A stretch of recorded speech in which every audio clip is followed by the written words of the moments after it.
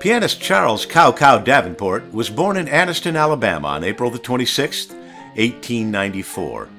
The son of a Baptist minister, young Charles began playing piano and organ in his father's church.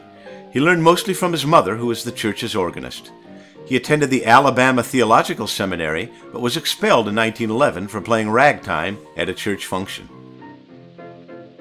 For several years, Cow Cow toured with various carnivals, medicine shows, and the legendary TOBA circuit with an act called Davenport and Company with blues singer Dora Carr, whom he was briefly married to. In 1925, he began his extensive recording career, both as a solo artist and as an accompanist to dozens of classic blues singers. Though Cow Cow claimed to be the inventor of boogie-woogie piano, he's most famous for two songs: the Cow Cow Blues, later appropriated by Ray Charles as the Mess-Around, and Boogie No. 1, or the Cow Cow Boogie, which has had a most interesting history. In 1942, the Freddie Slack Orchestra, featuring a 17-year-old Ella Mae Morse, recorded the Cow Cow Boogie and turned it into a massive hit. It launched the whole 1940s boogie-woogie trend.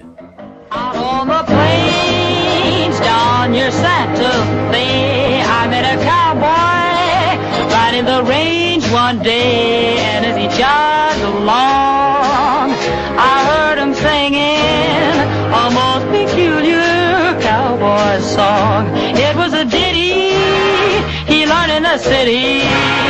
Oh, get along. Get hip, little doggies, get along. Better be on your way, get along. Get hip, little doggies, and he trucked them on down the old fairway, singing his cow-cow boogie in the street. In 1952, Youngstown native Tiny Bradshaw took whole chunks of the Cow Cow Boogie and transformed it into a song about a traveling romance he called The Train Kept A-Rollin'.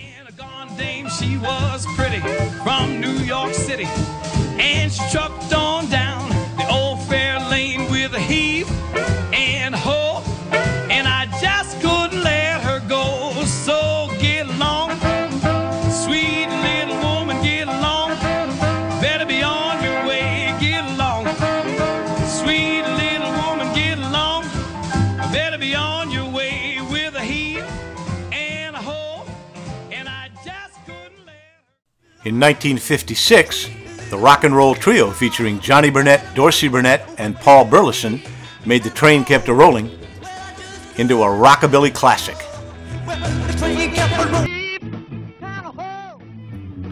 In 1965, it was covered again by the British rock band The Yardbirds, which featured guitarist Jimmy Page.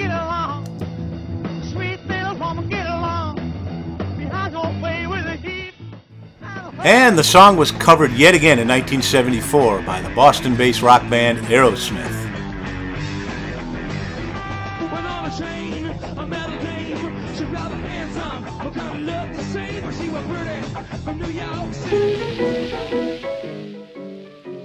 In 1930, Cow Cow moved to Cleveland, where he lived on and off for the rest of his life, in Cleveland's African-American Scoville Avenue area. He made several attempts at comebacks, but the lingering effects of several strokes made that difficult. Cow Cow Davenport died in Cleveland in 1955. A very funny one was he.